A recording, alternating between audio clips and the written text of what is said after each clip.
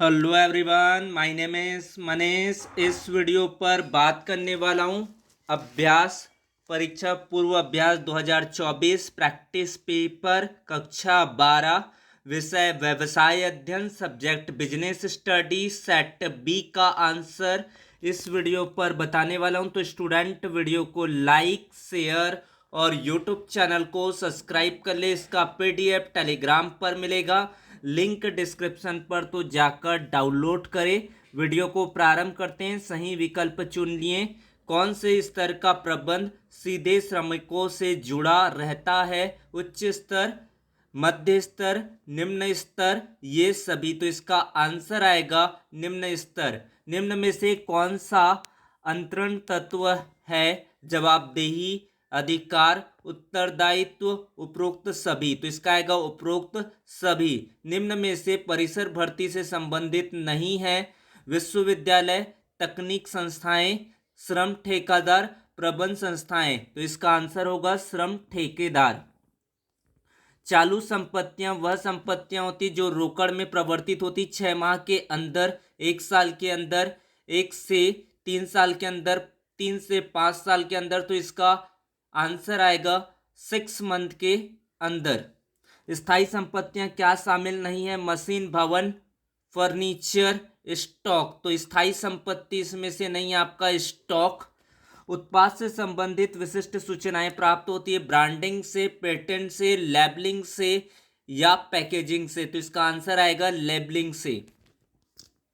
फिर है आपका रिक्त स्थानों की पूर्ति कीजिए। वातावरण के डैश घटकों पर व्यवसाय का कोई नियंत्रण नहीं होता है। बाह्य घटकों पर व्यवसाय का कोई नियंत्रण नहीं होता है। भारारोपण सदैव ऊपर से नीचे की ओर किया जाता है। वित्तीय निर्णय बराबर होता है विनियोग निर्णय प्लस वितरण निर्णय प्लस लाभांश निर्णय होता है।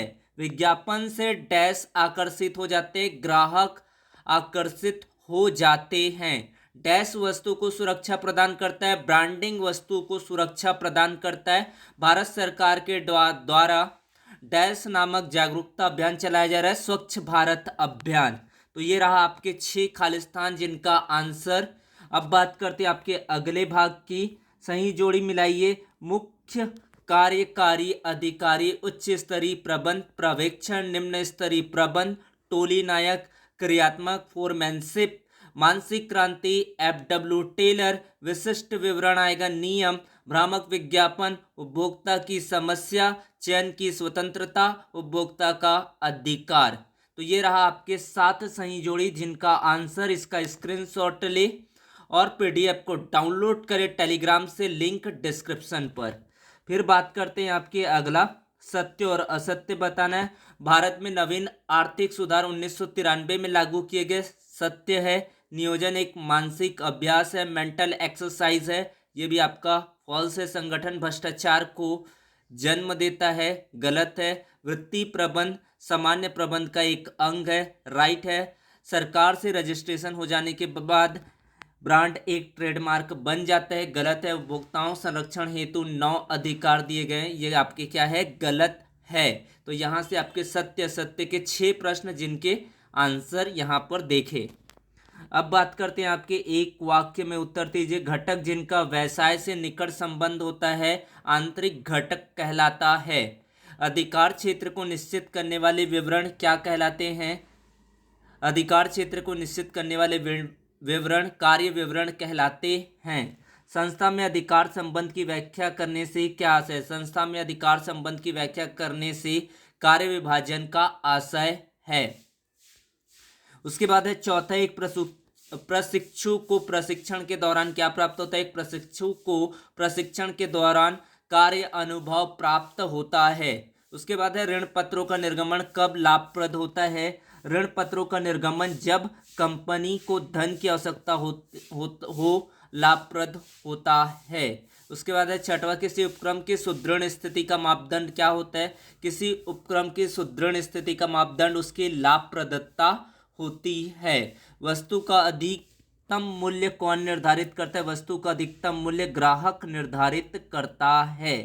तो इस तरह से रहेगा इनका आंसर। पॉज करें, स्क्रीनशॉट ले। फिर आपका आएगा प्रबंध में कुशलता से क्या अभिप्राय है? छठवां प्रश्न अथवा में दिया है प्रबंध सार्वभौमिक है, स्पष्ट कीजिए। विमुद्रीकरण के कोई दो प्रभाव लिखिए। निजीकरण के दो लाभ लिखिए। नियोजन से क्या आशय है? व्यू रचना स्ट्रेटजी के बारे में बताना है। संगठन से क्या आशय है? रेखा संगठन से क्या समझते हैं? नियुक्तिकरण स्टाफिंग के बारे में बताना है। ट्रेनिंग के बारे में लिखना है। मौद्रिक प्रेरणाओं के 4 उदाहरण लिखना है।